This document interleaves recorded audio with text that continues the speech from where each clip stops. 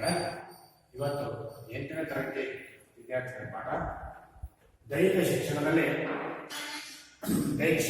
ಅಧ್ಯಾಯ ವಾಲಿಬಾಲ್. ಇಂದಿನ ತರಗತಿಯಲ್ಲಿ ವಾಲಿಬಾಲ್ ಬಗ್ಗೆ, ಇತಿಹಾಸದ ಬಗ್ಗೆ, ಅದರ ನಿಯಮಗಳ ಬಗ್ಗೆ ತಿಳ್ಕೊಂಡಿದ್ದೇವೆ. ಈಗ ಪುನರಾವರ್ತನೆ ರಿಪೀಟ್ ಮಾಡ್ತಾ ಇದ್ದೇವೆ. ಪುನರಾವರ್ತನೆ ಅವಲೋಕನ ಮಾಡ್ತೇನೆ. ಇಂದಿನ ತರಗತಿಯಲ್ಲಿ ಎಲ್ಲ ತಿಳ್ಕೊಂಡಿದ್ದೀವಿ. ಇಂದಿನ ತರಗತಿಯಲ್ಲಿ ಪಾಠ ಮಾಡುವಾಗ ನೀವು ಎಲ್ಲ ವಿದ್ಯಾರ್ಥಿಗಳು ವಾಲಿಬಾಲ್ ಬಗ್ಗೆ, ಆಟದ ನಿಯಮಗಳ ಬಗ್ಗೆ, ಇತಿಹಾಸದ ಬಗ್ಗೆ, ಅದು ಯಾವ ರೀತಿ ಹುಟ್ಕೊಂತು ಎನ್ನುವುದ್ರ ಬಗ್ಗೆ ತಿಳ್ಕೊಂಡಿದ್ರೆ ಈಗ ಅದನ್ನೇ ಇನ್ನೊಂದ್ಸರಿ ಪುನರಾವರ್ತನೆ ಮಾಡ್ಕೊಳ್ಳೋದು. ಅದ್ರ ಬಗ್ಗೆ ಏನೇನು ಮತ್ತೆ ಇನ್ನೊಂದ್ಸರಿ ಆತ್ಮಾವಲೋಕನ ಮಾಡ್ಕೊಳ್ಳೋದು. ಅರ್ಥ ಆಗ್ತಾ ಇದೆ ಹೇಳೋದು. ವಾಲಿಬಾಲ್ ಆಡುವ ಇತಿಹಾಸ ತಿಳ್ಕೊಂಡ್ರಿ, ಆಟದ ನಿಯಮಗಳಿದೆ ತಿಳ್ಕೊಂಡ್ರಿ, ಆಮೇಲೆ ವಾಲಿಬಾಲ್ ಆಟದಲ್ಲಿ ಬಳಸುವ ಉಪಕರಣಗಳು ಯಾವ್ಯಾವ ಇದ್ರ ಬಗ್ಗೆ ತಿಳ್ಕೊಂಡಿದ್ವಿ. ಈಗ ಅದನ್ನ ಇನ್ನೊಂದ್ಸರಿ ತಿಳ್ಕೊಳ್ಳಿ. ಅದನ್ನ ಹೇಳ್ತೇನೆ, ನೀವು ಇನ್ನೊಂದ್ಸರಿ ತಿಳ್ಕೊಳ್ಳಿ. ವಾಲಿಬಾಲ್ ಆಟದ ಇತಿಹಾಸ ಗೊತ್ತಾಯ್ತು. ಅದಕ್ಕೆ ಅಂಶಗಳಿದ್ದಾವೆ. ಮೊದಲೊಂದ್ಸರಿ ಹೇಳಿದೆ ಅಂಶಗಳು ಯಾವ್ಯಾವ ಅಂತ. ವಾಲಿಬಾಲ್ ಆಟದ ಇತಿಹಾಸ ಹೇಳಿದ್ನಲ್ಲ, ವಾಲಿಬಾಲ್ ಆಟದ ಇತಿಹಾಸ ಇದೆ. ಆಮೇಲೆ ವಾಲಿಬಾಲ್ ಅಂಕಣದ ಮಾದರಿ ಯಾವ ರೀತಿ ಅಂಕಣ ಇರುತ್ತೆ ಗೊತ್ತಾಯ್ತು. ಆಮೇಲೆ ಅಳತೆ, ಆಟದಲ್ಲಿ ಬಳಸುವ ಉಪಕರಣಗಳು, ವಾಲಿಬಾಲ್ ಆಟದ ಅಳತೆ, ಉದ್ದ ಎಷ್ಟು, ಅಗಲ ಎಷ್ಟು, ಇಲ್ಲಿ ಮಧ್ಯಗೆರೆಯಿಂದ ಅಟ್ಯಾಕ್ ಎಷ್ಟು ಉದ್ದ ಇರುತ್ತೆ, ಎಷ್ಟು ವೇಟ್ ಇರುತ್ತೆ, ಅದ್ರ ಬಗ್ಗೆ ತಿಳ್ಕೊಂಡಿದ್ದೀವಿ. ಮತ್ತೆ ಅದನ್ನ ಇನ್ನೊಂದ್ಸರಿ ಮಾಡ್ಬೋದು. ಆಮೇಲೆ ವಾಲಿಬಾಲ್ ಆಟದ ನಿಯಮಗಳನ್ನು ತಿಳ್ಕೊಂಡಿದ್ದೀವಿ. ವಾಲಿಬಾಲ್ ಆಟದಲ್ಲಿ ಏನೇ ನಿಯಮಗಳಿವೆ ಅನ್ನೋದ್ರ ಬಗ್ಗೆ ತಿಳ್ಕೊಂಡಿವಿ. ಈಗ ಒಂದ್ಸರಿ ತಿಳ್ಕೊಳ್ಳೋದು. ಈಗ ಇತಿಹಾಸ ಫಸ್ಟ್ ಇತಿಹಾಸ, ವಾಲಿಬಾಲ್ ಆಟದ ಇತಿಹಾಸ.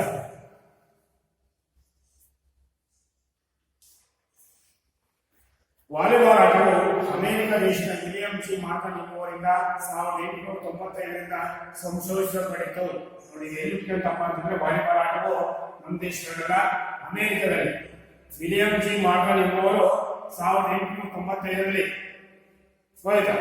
ಈ ವಾಲಿಬಾಲ್ ಆಟವನ್ನು ಸಂಶೋಧನೆ ಮಾಡಿ ಯಾವ ರೀತಿ ಆಡಬಹುದು ಎನ್ನುವುದ್ರ ಬಗ್ಗೆ ಸಂಶೋಧನೆ ಮಾಡಿ. ಎಲ್ಲಿ? ಅಮೆರಿಕದ ವಿಲಿಯಂ ಜಿ ಮಾರ್ಗನ್ ಎಂಬುವರು. ವಿಲಿಯಂ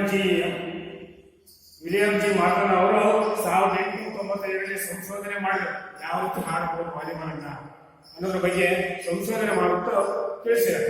ಈ ಆಟವನ್ನು ಪ್ರಾರಂಭದಲ್ಲಿ ಮನರಂಜನೆಗಾಗಿ ಬಟ್ಟೆ ಸುತ್ತಿದ ದಪ್ಪದಾದ ಚೆಂಡನ್ನು 2 ಕಂಬಗಳಿಗೆ ಕಟ್ಟಿದ ದಾರದ ಮೇಲೆ ಕಳಿಸುವಂತಹ ಪ್ರಯತ್ನಗಳು ಸಾಗಿದವು. ನೋಡಿ, ಈ ವಾಲಿಬಾಲ್ ಆಟ ಮಂದಿ ಹೆಂಗಾಗ್ತದಪ್ಪ ಅಂತಂದ್ರೆ, ನಾವು ಈ ಮನೆಗಳಲ್ಲಿ ಬಟ್ಟೆ ತಗೊಂಡು, ಹಳೆ ಬಟ್ಟೆಗಳನ್ನು ತಗೊಂಡು ಸುತ್ಕೊಂಡು ಇಷ್ಟು ದಪ್ಪ ಚೆಂಡು ಮಾಡ್ಕೊಂಡ್ವಿ. ಅದನ್ನ ಏನ್ ಮಾಡೋದು ಅಂತಂದ್ರೆ, 2 ಕಂಬಗಳನ್ನು ನೆಟ್ಬಿಟ್ಟು ಅದಕ್ಕೊಂದು ದಾರ ಕಟ್ಬಿಟ್ಟು ಆ ಕಡೆಯಿಂದ ಈ ಕಡೆಗೆ, ಈ ಕಡೆಯಿಂದ ಆ ಕಡೆಗೆ ಎಸ್ತಾರ. ಆಯ್ತಾ? ಆ ರೀತಿ ಸಂಶೋಧನೆ ಮಾಡಿ ಯಾರು? ವಿಲಿಯಂ ಜಿ ಮಾರ್ಗನ್ ಅವರು ಹಳೆಯದಾದ ಬಟ್ಟೆಗಳನ್ನು ತೆಗೆದುಕೊಂಡು ಬಾಲನ್ನು ಮಾಡಿಕೊಂಡು ಸುತ್ತಿಬಿಟ್ಟು ನೀರಾಗೆ ಇಷ್ಟಪ್ಪ ಚೆಂಡು ಮಾಡ್ಕೊಂಡು ಅದನ್ನ 2 ಕಂಬಗಳನ್ನು ನೆಟ್ಬಿಟ್ಟು ಅದಕ್ಕೊಂದು ದಾರ ಕಟ್ಟಲ್ಲ, ಅಡ್ಡವಾಗಿ ದಾರ ಕಟ್ಬಿಟ್ಟು ಆ ಕಡೆ ಒಂದಿಷ್ಟು ಜನ, ಈ ಕಡೆ ಒಂದಿಷ್ಟು ಜನ ನಿಂತ್ಕೊಂಡು ಹೋಯ್ತು ಬಾಲನ್ನ ಎಸ್ತಾಳ. ಹೋಯ್ತು, ಬಟ್ಟೆ ಸುತ್ತಿಕೊಂಡು ದಪ್ಪದಾದ ಚೆಂಡನ್ನು 2 ಕಂಬಗಳಿಗೆ ಕಟ್ಟಿದ ದಾರದ ಮೇಲೆ ಕಳಿಸುವಂತಹ ಪ್ರಯತ್ನಗಳು ಸಾಗಿದವು. ಹಾಗಾದರೆ ಆ ಬಾಲನ್ನು ಈ ಕಡೆಯಿಂದ ಈ ಕಡೆಗೆ ಎಸ್ತರನ್ನ ಕಂಡುಕೊಂಡು ಚೆಂಡು ಎದುರಾಳಿ ಅಂಕಣದಿಂದ ಬರುವಾಗ ಅಡ್ಡವಾಗಿ ಕಟ್ಟಿರುವ ದಾರದ ಮೇಲೆ ವಾಲಿಯಾಗಿ ಬರುವುದರಿಂದ ವಾಲಿಬಾಲ್ ಎಂಬ ಹೆಸರು ಬಂದಿತ್ತು. ವಾಲಿಬಾಲ್ ಎಂಬ ಹೇಗೆ ಹೆಸರು ಬಂತಪ್ಪ ಅಂತಂದ್ರೆ, ದಪ್ಪದಾದ ಚೆಂಡಿನ 2 ಕಂಬಗಳಲ್ಲಿ ಕಾರ್ಯಕರಿಸುವ ಪ್ರಯತ್ನಗಳು ಸಾಗಿದವು. ಚೆಂಡು ಎದುರಾಳಿ ಅಂಕಣದಿಂದ, ಆ ಕಡೆಯಿಂದ ಇಲ್ಲಿ 2 ತಂಡಗಳಿರ್ತವೆ. ಗೊತ್ತಾಯ್ತು? ಎದುರಾಳಿ ಅಂಕಣದಿಂದ ಇಲ್ಲಿ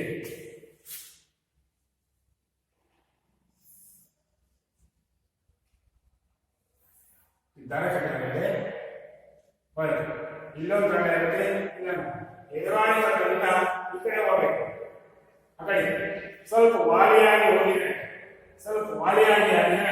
ಅದಕ್ಕೆ ವಾಲಿಬಾಲ್ ಎಂಬ ಹೆಸರು ಬಂದಿತ್ತು.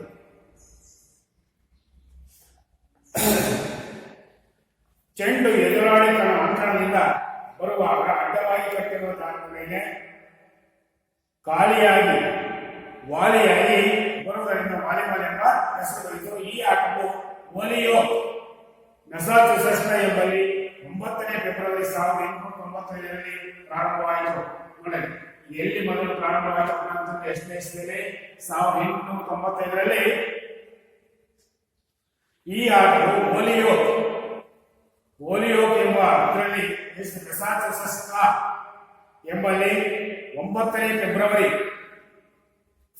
1895ರಲ್ಲಿ ಪ್ರಾರಂಭವಾಯಿತು. ಈ ವಾಲಿಬಾಲ್ ಆಟ ಎಲ್ಲಿ ಓಲಿಯೋಕ್ ಮೆಸಾಚುಸೆಟ್ಸ್ನಲ್ಲಿ ಅಮೆರಿಕದ ಓಲಿಯೋಕ್ ಮೆಸಾಚುಸೆಟ್ಸ್ ಎಂಬ ಸ್ಥಳದಲ್ಲಿ ಈ ಆಟ ಪ್ರಾರಂಭವಾಯಿತು. ಫೆಬ್ರವರಿ 9ನೇ ತಾರೀಕಿನಂದು 1895ರಲ್ಲಿ ಪ್ರಾರಂಭವಾಯಿತು. ಈ ಆಟದ ಮೊದಲ ಹೆಸರು ಮಿಂಟೋನೆಟ್ ಆಗಿತ್ತು. ನೋಡಿ ಈ ವಾಲಿಬಾಲ್ ಎಂಬ ಹೆಸರಿದೆಯಲ್ಲ, ಮೊದಲು ಏನಿತ್ತಪ್ಪ ಅಂತಂದ್ರೆ ಈ ಆಟಕ್ಕೆ ಮಿಂಟೋನೆಟ್ ಎಂಬ ಹೆಸರಿತ್ತು. ಯಾವ ಆಟಕ್ಕೆ?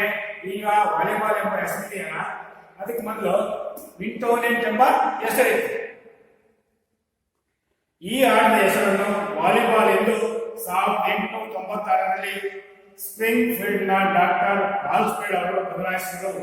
ನೋಡೋಣ ಯಾವನ್ನ ಈ ಆಟವನ್ನು ವಾಲಿಬಾಲ್ ಆಟವನ್ನು ಮೊದಲು ಮಿಂಟೋನೆಟ್ ಇತ್ತ. ಮೊದಲು ವಾಲಿಬಾಲ್ ಮೊದಲನೇ ಹೆಸರು ಮಿಂಟೋನೆಟ್ ಅಂತಿತ್ತು.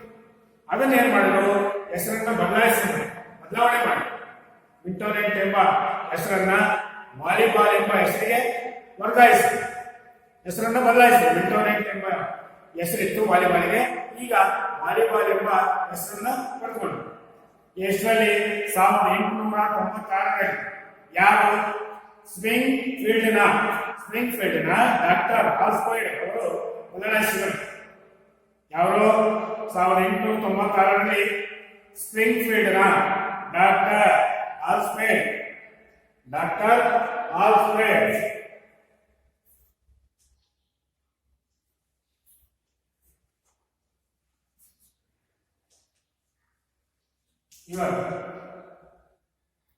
ಇದನ್ನ ವಾಲಿಬಾಲ್ ಎಂಬ ಮಿಂಟೋನೆಟ್ ಎಂಬ ಹೆಸರಿತ್ತಲ್ಲ, ಅದನ್ನ ವಾಲಿಬಾಲ್ ಎಂಬ ಹೆಸರಿಗೆ ಬದಲಾವಣೆ ಮಾಡಿದೆ. ಹೆಸರಲ್ಲಿ 1896ರಲ್ಲಿ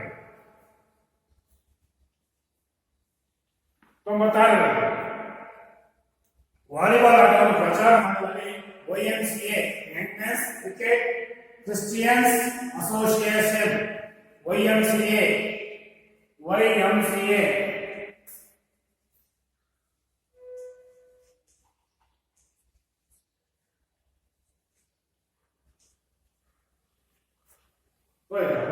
ಎಂಬರು ನನ್ನ ಅಲಿಂಕ್ ಮಾಡಿ ಯಂಗ್ ಮೆನ್ಸ್ ಕ್ರಿಶ್ಚಿಯನ್ಸ್ ಅಸೋಸಿಯೇಷನ್. ಇದರ ಫುಲ್ ಅರ್ಥ ಇದೆ, Young man Christians association. YMCA ಅಂತಂದ್ರೆ ಸಂಸ್ಥೆ ಪ್ರಮುಖ ಪಾತ್ರ ವಹಿಸುತ್ತದೆ. ಯಾವ್ದಾರ ವಾಲಿಬಾಲ್ ಆಟವನ್ನು ಪ್ರಚಾರ ಮಾಡುವಲ್ಲಿ ಈ YMCA ಸಂಸ್ಥೆ, ಯಂಗ್ ಮ್ಯಾನ್ ಕ್ರಿಶ್ಚಿಯನ್ಸ್ ಅಸೋಸಿಯೇಷನ್ ಎಂಬ ಸಂಸ್ಥೆ ಈ ವಾಲಿಬಾಲ್ ಆಟವನ್ನು ಪ್ರಚಾರ ಮಾಡುವಲ್ಲಿ ಪ್ರಮುಖ ಪಾತ್ರವನ್ನು ವಹಿಸಿರುತ್ತದೆ. ಕಾಲಕಾಲಕ್ಕೆ ಆಟದ ನಿಯಮಗಳು ವಿಕಾಸಗೊಳ್ಳುತ್ತಾ ಕಾಲಕಾಲಕ್ಕೆ ಬರ್ತಾ ದಿವಸಕ್ಕೆ ಆಟದ ನಿಯಮಗಳು ಬದಲಾವಣೆ ಆಗ್ತದೆ, ಚೇಂಜ್ ಆಗ್ತದೆ. ದಿನಕ್ಕೆ ಆಟಗಳು ಬದಲಾವಣೆ ಆಗ್ತದೆ. 1914ರಲ್ಲಿ 3 ಸ್ಪರ್ಶ ಅಂದ್ರೆ ಎತ್ತಗಳು ನಿಯಮವನ್ನು ಅಳವಡಿಸಲಾಯಿತು. ಎಷ್ಟರಲ್ಲಿ 1914ರಲ್ಲಿ 3 ಸ್ಪರ್ಶ 3 ಎತ್ತಗಳನ್ನು ಆಮೇಲೆ 3 ಸ್ಪರ್ಶ ನಿಯಮವನ್ನು ಅಳವಡಿಸಲಾಯಿತು. ವಾಲಿಬಾಲ್ ಆಟಕ್ಕೆ 3 ನಿಯಮಗಳನ್ನು ಅಳವಡಿಸಲಾಯಿತು. 3 ಸ್ಪರ್ಶಗಳನ್ನು ವಾಲಿಬಾಲ್ ಆಟಕ್ಕೆ ಸೇರಿಸಲಾಯಿತು. ನಿಯಮ: ಪ್ರಥಮ ಮಹಾಯುದ್ಧ ಸಂದರ್ಭದಲ್ಲಿ ಅಮೆರಿಕದ ಭೂ ಸೇನಾದಳದ ಸೈನಿಕರು ವಾಲಿಬಾಲ್ ಆಟವನ್ನು ಯುರೋಪ್ ಖಂಡಕ್ಕೆ ಪರಿಚಯಿಸಿದರು. ಪರಿಚಯ ಮಾಡಿದರು. ಎಲ್ಲಿ?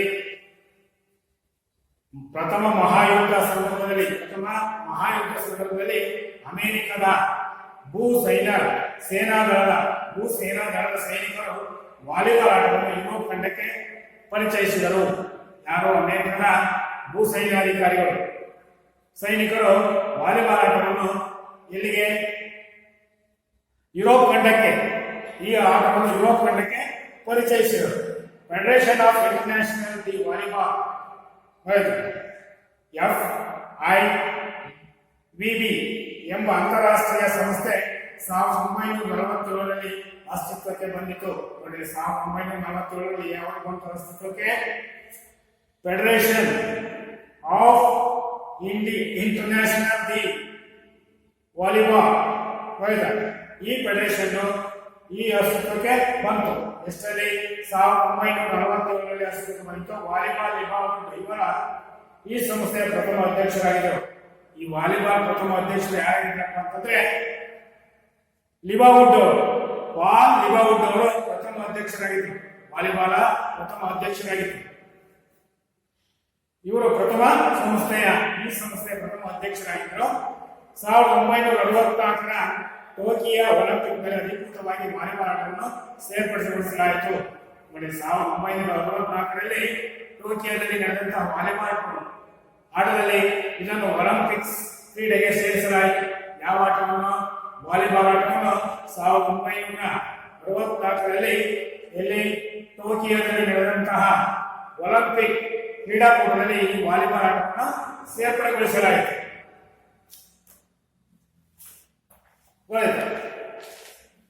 ವಾಲಿಬಾಲ್ ಆಟವನ್ನು 18 ಮೀಟರ್ ಉದ್ದ,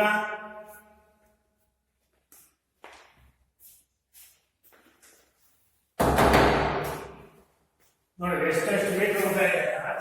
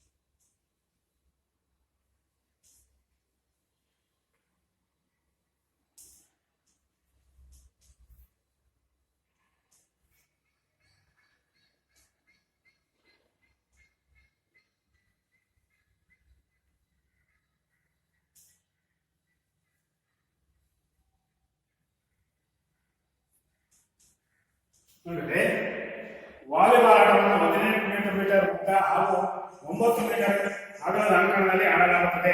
ನೋಡಿ ವಾಲಿಬಾಲ್ ಅನ್ನು ಯಾವ ಅಂಕಣದಲ್ಲಿ ಆಡಲಾಗುತ್ತದೆ? 18 ಮೀಟರ್ ಉದ್ದ ಇರಬೇಕು ವಾಲಿಬಾಲ್ ಅಂಕಣ, ಅಗಲ 9 ಮೀಟರ್ ಇರಬೇಕು. ಈ ಅಂಕಣದಲ್ಲಿ ವಾಲಿಬಾಲ್ ಆಟವನ್ನು ಆಡಲಾಗುತ್ತದೆ. ಅಂಕಣವನ್ನು 9 × 9 ಮೀಟರ್ಗಳ 2 ಭಾಗಗಳಾಗಿ ವಿಂಗಡಿಸಲಾಗಿದೆ. ನೋಡಿ ಈ ಸೆಂಟ್ರಲ್ ಲೈನಿಂದ ಈ ಕೊನೆ 9 ಮೀಟರ್ ಈ ಕಡೆ ಬರುತ್ತೆ. ಈ ಎರಡು ಅಂಕಣ ಈ ಕಡೆ 9 ಮೀಟರ್, ಈ ಕಡೆ 9 ಮೀಟರ್.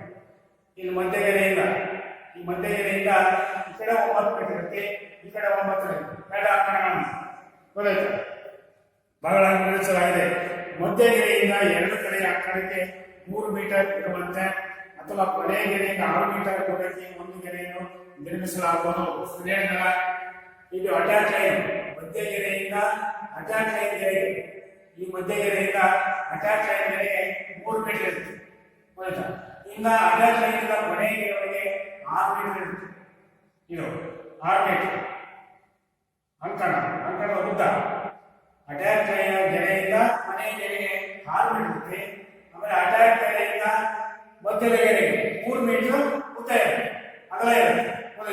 ಅಗಲ 3 ಮೀಟರ್ ಅಗಲ ಇರುತ್ತೆ. ಮಧ್ಯಗೆರೆಯಿಂದ ಅಟ್ಯಾಕ್ ಲೈನ್ 3 ಮೀಟರ್ ಅಗಲ ಇರುತ್ತೆ. ಇನ್ನು ಉಳಿದ ಭಾಗ ಅಟ್ಯಾಕ್ ಲೈನಿಂದ ಕೊನೆಯ ಗೆರೆವರೆಗೆ, ಈ ಅಟ್ಯಾಕ್ ಗೆರೆ ಇದೆಯಲ್ಲ, ಅಟ್ಯಾಕ್ ಗೆರೆಯಿಂದ ಕೊನೆಯ ಗೆರೆಗೆ 6 ಮೀಟರ್ ಅಗಲ ಇರುತ್ತೆ. ಅಲ್ಲಿಗೆ 18 ಮೀಟರ್ ಆಗುತ್ತೆ. ಈ ಗೆರೆಗೆ ಆಕ್ರಮಣ ಗೆರೆ ಎಂದು ಕರೆಯಲಾಗುತ್ತದೆ. ಈ ಗೆರೆಗೆ ಆಕ್ರಮಣ ಗೆರೆ ಎಂದು ಕರೆಯಲಾಗುತ್ತದೆ. ಈ ಗೆರೆಗಳ ಪ್ರತಿಯೊಂದು ಅಂಕಣವನ್ನು ಮುಂಭಾಗ ಹಾಗೂ ಹಿಂಭಾಗದ ಕ್ಷೇತ್ರಗಳೆಂದು ವಿಂಗಡಿಸಲಾಗುವುದು. ಈ ಗೆರೆಗಳನ್ನು ಮುಂಭಾಗ ಅಥವಾ ಹಿಂಭಾಗ ಗೆರೆಗಳೆಂದು ಪರಿಗಣಿಸಲಾಗುವುದು.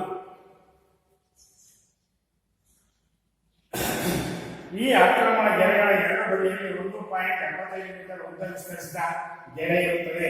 15 ಸೆಂಟಿಮೀಟರ್ ಇಲ್ಲಿ ಆಕ್ರಮಣ ಗೆರೆ ಇರುತ್ತದೆ.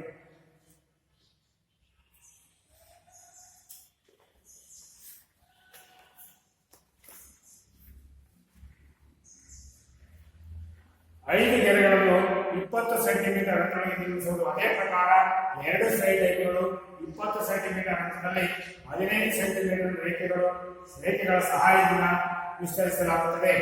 ಈ ಕ್ಷೇತ್ರವನ್ನು ಸರ್ವಿಸ್ ಕ್ಷೇತ್ರ ಎಂದು ಕರೆಯಲಾಗುತ್ತದೆ. ಸರ್ವಿಸ್ ಕ್ಷೇತ್ರ ಸರ್ವಿಸ್ ಕ್ಷೇತ್ರ ಇದೆ, ಸರ್ವಿಸ್ ಕ್ಷೇತ್ರ ಇದೆ.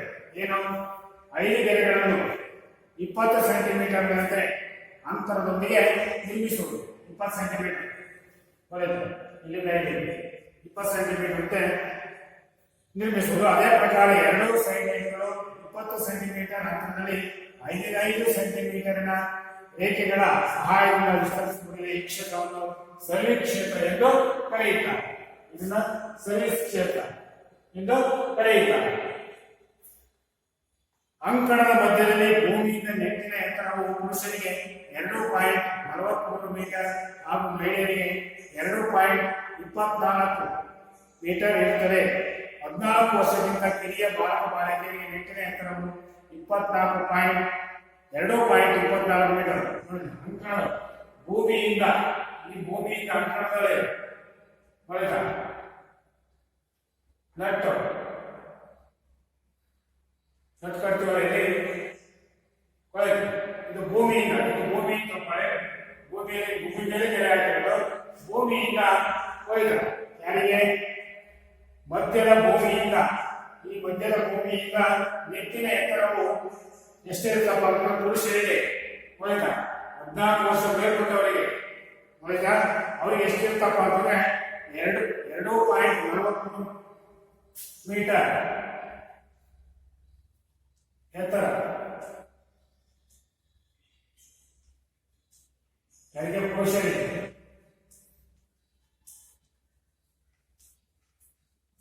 ಮಹಿಳೆಯರಿಗೆ ಎಷ್ಟು?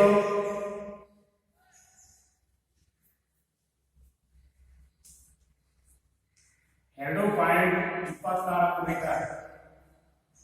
14 ವರ್ಷದವರೆಗೆ ಅಷ್ಟೇ 2.24 ಮೀಟರ್.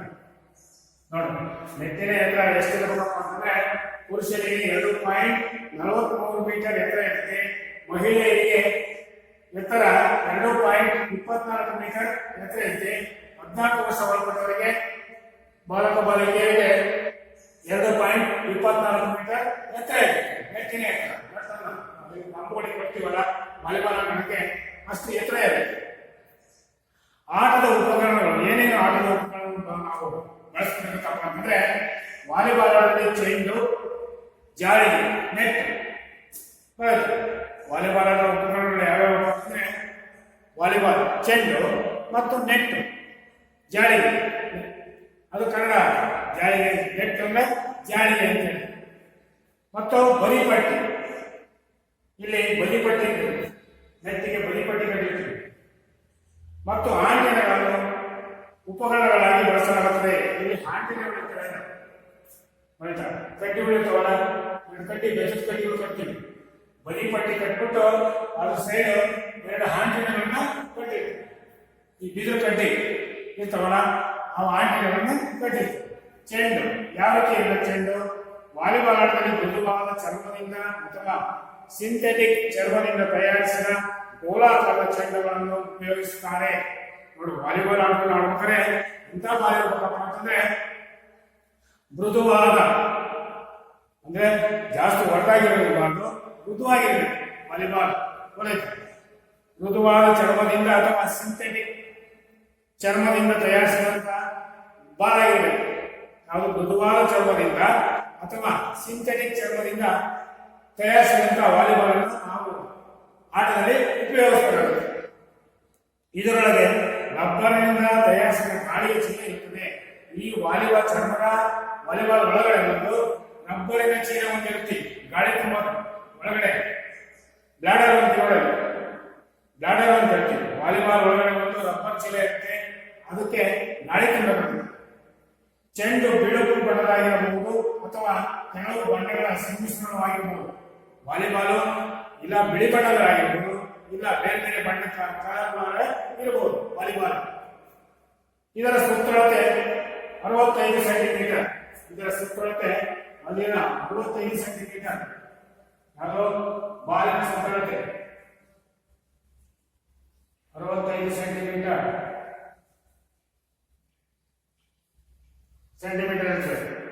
ನಿಂದ 47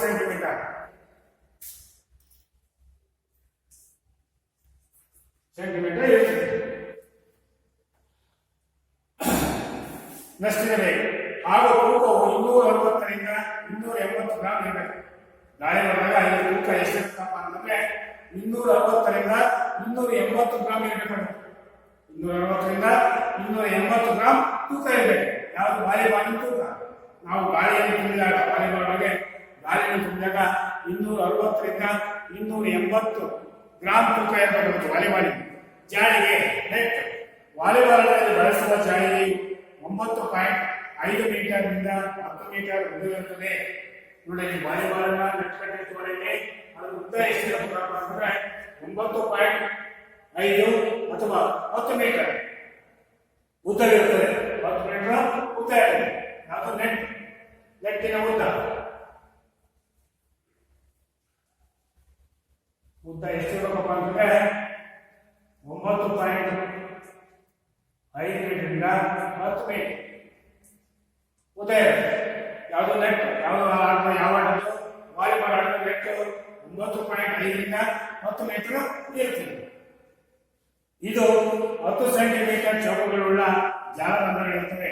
ಆ ವಾಲಿಬಾಲ್ ನೆಟ್ಟಲ್ಲಿ ಚೌಕಗಳಿರ್ತಾವೆ, ವೈರಲ್ಲಿ ನಡೆದಿರ್ತಾವೆ ಚೌಕಗಳು. ಅದು 10 ಸೆಂಟಿಮೀಟರ್ ಒಳಗೆ ಇರಬೇಕು. 10 ಸೆಂಟಿಮೀಟರ್ ಚೌಕಗಳಿರ್ತಾವೆ. ಜಾಳಿಗೆಯ ಮೇಲ್ಭಾಗದಲ್ಲಿ 7 ಸೆಂಟಿಮೀಟರ್ ಅಗಲದ ಬಿಳಿ ಪಟ್ಟಿಯನ್ನು ಸೆಟ್ಟಿನ ಉದ್ದಕ್ಕೂ ಹೊಲಿದಿರುತ್ತಾರೆ. ಇಲ್ಲಿ ವಾಲಿಬಾಲ್ ನೆಟ್ ಇರುತ್ತಾರೆ. ಮೇಲೆ ಕೆಳಗೆ 7 ಸೆಂಟಿಮೀಟರ್ ಇರುವಂತೆ ಬಿಳಿ ಬಟ್ಟೆಯನ್ನು ಅದಕ್ಕೆ ಹಾಕಿರ್ತಾರೆ, ಹೊಲಿದಿರ್ತಾರೆ. ಮೇಲೆ ಕೆಳಗೆ ಉದ್ದ ಇರ್ತಾರೆ, 10 ಮೀಟರ್ ಉದ್ದ ಇರ್ತಾರೆ ವಾಲಿಬಾಲ್ ನೆಟ್ಟು. ಆ ಮೇಲೆ ಕೆಳಗೆ ಸೈಡಲ್ಲಿ ನೋಡಿದ್ದಾರೆ ನೀವು ವಾಲಿಬಾಲ್ ನೆಟ್ಟನ್ನು. ಆ ಸೈಡಲ್ಲಿ ಬಿಳಿ ಬಟ್ಟೆಯನ್ನು ಹೊಲಿದಿರ್ತಾರೆ, ಮೇಲೆ ಒಂದು ಕೆಳಗಡೆ ಒಂದು. ಯಾಕೆಂದ್ರೆ ನೆಟ್ಟು ಆ ಚೌಕಗಳು ಬಿಚ್ಚಬಾರದು ಅಂತ ಹೇಳಿ ಬಿಳಿ ಬಟ್ಟೆಯನ್ನು ಉಪಯೋಗಿಸ್ಬಿಟ್ಟು ಅದಕ್ಕೆ ಮೇಲೆ ಸೈಡ್ ಎಲ್ಲ ಹೊಲಿದಿರ್ತಾರೆ. 5 ಸೆಂಟಿಮೀಟರ್ ಅಗಲ ಹಾಗೂ 1 ಮೀಟರ್ ಉದ್ದದ 2 ಬಿಳಿ ಬಟ್ಟೆಗಳನ್ನು ಬದಿ ರೇಖೆಗಳ ನೇರಕ್ಕೆ ಕೊಡುವಂತೆ ಜಾಳಿಗೆ ವಿನ್ಯಾಸಿಸುತ್ತಾರೆ. ಇದಕ್ಕೆ ಬದಿಪಟ್ಟಿ ಎನ್ನುತ್ತಾರೆ. 5 ಸೆಂಟಿಮೀಟರ್ ಇಲ್ಲಿ ಸೈಡ್ ಇಲ್ಲಿ ಏನು 5 ಸೆಂಟಿಮೀಟರ್ ಅಗಲ, 5 ಸೆಂಟಿಮೀಟರ್ ಅಗಲ ಇರತಕ್ಕಂಥ 1 ಮೀಟರ್ ಉದ್ದ, 1 ಮೀಟರ್ ಉದ್ದ ಇರತಕ್ಕಂಥ 2 ಬಿಳಿ ಪಟ್ಟಿಗಳನ್ನು ಬದಿ ರೇಖೆಗಳ ನೇರಕ್ಕೆ ಬರುವಂತೆ ಜಾಳಿಗೆ ಬಿಗಿಗೊಳಿಸುತ್ತಾರೆ. ಇದಕ್ಕೆ ಬದಿಪಟ್ಟಿ ಎನ್ನುತ್ತಾರೆ. ಆಂಟೆನಾಗಳನ್ನು ಹೇಳಿದವರು ಮೊದಲೇ ಆಂಟೆನಾಗಳನ್ನು ಬಳಸಬಹುದು. ಪ್ರತಿಯೊಂದು ಬದಿಪಟ್ಟಿಗಳ ಹೊರಭಾಗದಲ್ಲಿ ಇಲ್ಲಿ ಬಿಳಿ ಪಟ್ಟಿಯನ್ನು ಕಟ್ಟಿ ಬದಿಪಟ್ಟಿಯನ್ನ ಅದ್ರ ಪಕ್ಕಕ್ಕೆ ಆಂಟೆನಾಗಳನ್ನು ಕಟ್ಟಬೇಕಾಗುತ್ತೆ. ನೆಟ್ ಇಲ್ಲಿ ನೆಟ್ಗಳನ್ನು ಆ ಬದಿಪಟ್ಟಿಗಳನ್ನು ಕಟ್ಟಿದ್ದು ಬಿಳಿ ಪಟ್ಟಿಯಿಂದ ಅದ್ರ ಪಕ್ಕಕ್ಕೆ ಆಂಟೆನಾಗಳನ್ನು ಕಟ್ಟಬೇಕು. ಹೋಲ್ಗಳು ಬಿಳಿ ಕಡ್ಡಿಯ ಹೋಲ್ಗಳನ್ನು ಕಟ್ಟಬೇಕು. ಪ್ರತಿಯೊಂದು ಬದಿಪಟ್ಟಿಗಳ ಹೊರಭಾಗದಲ್ಲಿ 1.80 ಮೀಟರ್ ಉದ್ದದ ಹಾಗೂ 10 ಮಿಲಿಮೀಟರ್ ವ್ಯಾಸದ 2 ಆಂಟೆನಾಗಳನ್ನು ಬಿಗಿಗೊಳಿಸುತ್ತಾರೆ. ಅದರ ಉದ್ದ ಎಷ್ಟಿರುತ್ತಪ್ಪ ಅಂತಂದ್ರೆ 1.80 ಮೀಟರ್ ಉದ್ದದ 1.80 ಮೀಟರ್ ಉದ್ದ ಇರಬೇಕು ಆ ಬೋರ್ ಆಂಟಿನ. ಆಮೇಲೆ ಹಾಗೂ 10 ಮಿಲಿಮೀಟರ್ ವ್ಯಾಸದ 2 ಆಂಟೆನಾಗಳನ್ನು ಬಿಗಿಗೊಳಿಸುತ್ತಾರೆ. ತಿಳ್ಕೊಂಡ್ರೆ ಈಗ ಆಂಟೆನಾಗಳನ್ನು ಯಾವ ರೀತಿ ಕಟ್ಟಬೇಕು, ಬದಿಪಟ್ಟಿಯಲ್ಲಿ ಯಾವ ರೀತಿ ಅಲ್ಲಿ ಅಳವಡಿಸಬೇಕನ್ನೋದ್ರ ಬಗ್ಗೆ ತಿಳ್ಕೊಂಡ್ರೆ ಈ ಕಂಬಗಳಿದಾವೆ. ಯಾವ ರೀತಿ ಇದು ಮಾಡಬೇಕು? ಜಾಳಿಗೆಯನ್ನು ಆಧರಿಸುವ ಕಂಬಗಳನ್ನು ಪ್ರತಿರೇಖೆಯಿಂದ 0.5 ಮೀಟರ್ ಇಂದ 1 ಮೀಟರ್ ವರೆಗೆ ನೆಟ್ಟಿರುತ್ತಾರೆ. ನೋಡಿ, ಈ ಕಂಬಗಳನ್ನು ಇಲ್ಲಿ ಗೆರೆ ಇರ್ತಾರ, ಈ ಗೆರೆ ಪಕ್ಕದಲ್ಲಿ 1 ಮೀಟರ್ ಅಂತ 1 ಮೀಟರ್ ಬಿಟ್ಬಿಟ್ಟು ಕಂಬಗಳನ್ನು ನೆಡಬೇಕು. ಈ ಬದಿ ಒಳಗೆ 1 ಮೀಟರ್ ಅಂತರ ಬಿಟ್ಬಿಟ್ಟು ಇಲ್ಲಿ ನೆಡಬೇಕು ಕಂಬಗಳನ್ನು. ನೆಟ್ಟಿರುತ್ತಾರೆ. ಇವುಗಳ ಎತ್ತರವು ಭೂಮಿಯಿಂದ 2.55 ಮೀಟರ್ ಇರಬೇಕು. ಇವು ಭೂಮಿಯಿಂದ ಕಂಬಗಳು ಎಷ್ಟು ಎತ್ತರ ಇರಬೇಕು ಅಂದ್ರೆ 2.55 ಮೀಟರ್ ಇರಬೇಕಾಗುತ್ತೆ. ಯಾವುದೋ ವಾಲಿಬಾಲಿನ ಆಟದ ಕಂಬಗಳ ಎತ್ತರ, ನೆಟ್ ಕಟ್ಟುವ ಕಂಬಗಳ ಎತ್ತರ ಭೂಮಿಯಿಂದ 2.55 ಮೀಟರ್ ಉದ್ದ ಇರಬೇಕು, ಲಂಬವಾಗಿರಬೇಕು. ಈ ಕಂಬಗಳು ಗೋಳಾಕಾರದಲ್ಲಿರಬೇಕು.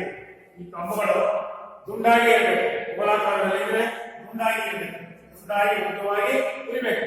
ಈ ಚಪ್ಪಟೆ ಆದಂತಹ ಕಂಬಗಳನ್ನು ಹಾಕಬಾರದು, ಬೇರೆ ಬೇರೆ ಕಂಬಗಳನ್ನು ಹಾಕಬಾರದು.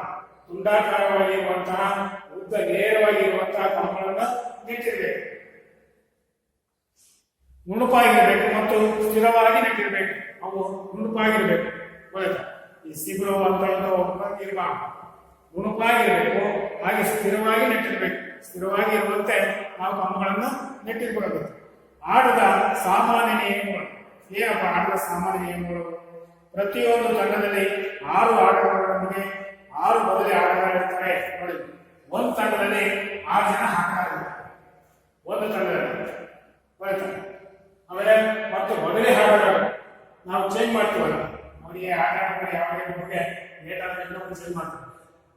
ಒಂದು ತಂಡದಲ್ಲಿ 6 ಜನ ಆಟಗಾರ್ತಾರೆ. ಮತ್ತೆ ಬದಲಿ ಆಟಗಾರರು ಎಕ್ಸ್ಟ್ರಾ ಪ್ಲೇಯರ್ಸ್ ಹೋಯ್ತು. ಎಕ್ಸ್ಟ್ರಾ ಪ್ಲೇಯರ್ಸ್ 6 ಜನ ಇರ್ತಾರೆ. ಅಲ್ಲಿಗೆ ಒಂದು ತಂಡದಲ್ಲಿ 12 ಜನ ಆಟಗಾರರು, ಅಂದ್ರೆ 6 ಜನ ಆಟಗಾರರು ಆಟ ಆಡಬೇಕು. ಮತ್ತೆ ಬದಲಿ ಆಟಗಾರರು ಎಕ್ಸ್ಟ್ರಾ ಪ್ಲೇಯರ್ಸ್ 6 ಜನ ಇರ್ತಾರೆ. ಅಲ್ಲಿಗೆ 12 ಜನ ಒಂದು ತಂಡದಲ್ಲಿ. ಇನ್ನೊಂದು ತಂಡಕ್ಕೂ ಅಷ್ಟೇ 6 + 6 ಹೋಯ್ತು. 6 ಜನ ಆಟಗಾರ ಆಡಬಹುದು, ಇನ್ನು 6 ಜನ ಬದಲಿ ಆಟಗಾರರು ಎಕ್ಸ್ಟ್ರಾ ಪ್ಲೇಯರ್ಸ್ ಇರ್ತಾರೆ. ನಾಣ್ಯ ಚುಂಬಕೆಯ ಮುಖಾಂತರ ಯಾವ ತಂಡಗಳು ಸರ್ವಿಸ್ ಜೊತೆಗೆ ಪಂದ್ಯವನ್ನು ಪ್ರಾರಂಭಿಸಬೇಕೆಂದು ನಿರ್ಣಯಿಸಲಾಗುವುದು. ನೋಡಿ, ಎರಡೂ ತಂಡದ ಇಲ್ಲಿ ನಾಯಕರಿರ್ತಾರೆ, ಕ್ಯಾಪ್ಟನ್ ಕಳಿಸ್ಬಿಟ್ಟು ನಾಣ್ಯ ಚಿಂತಾರೆ. ನಾಣ್ಯ ಚಿಂದಾಗ ಹೇಳಬಹುದು, ನಿಮಗೆ ಯಾವ ಬೇಕು, ಸರ್ವಿಸ್ ಬೇಕೋ ಕೋರ್ಟ್ ಬೇಕೋ ಅಂತ ಕೇಳ್ತಾರೆ. ಅವಾಗ ಆಟ ಪ್ರಾರಂಭವಾಗುತ್ತೆ. ಸರ್ವಿಸ್ ಮಾಡುವ ತಂಡದಿಂದ ಒಬ್ಬ ಆಟಗಾರ 1ನೇ ಸ್ಥಾನದಲ್ಲಿ ನಿಂತಿರುವ ಸರ್ವಿಸ್ ಮಾಡುವ ಕ್ಷೇತ್ರದಲ್ಲಿ ನಿಂತು ಚೆಂಡನ್ನು ಗಾಳಿಯಲ್ಲಿ ಕೂಡಿ ಎದುರಾಳಿ ಗಾಳಿಗೆಯ ಮೇಲಿಂದ ಎದುರಾಳಿ ಆಟಗಾರರಲ್ಲಿ ಇಳುವ ಹಾಗೆ ಹೊಡೆಯುತ್ತಾನೆ. ಇದಕ್ಕೆ ಸರ್ವಿಸ್ ಎನ್ನುತ್ತೇವೆ. ಇದರಿಂದ ಒಬ್ಬ ಸರ್ವಿಸ್ ಮಾಡ್ತಾನೆ.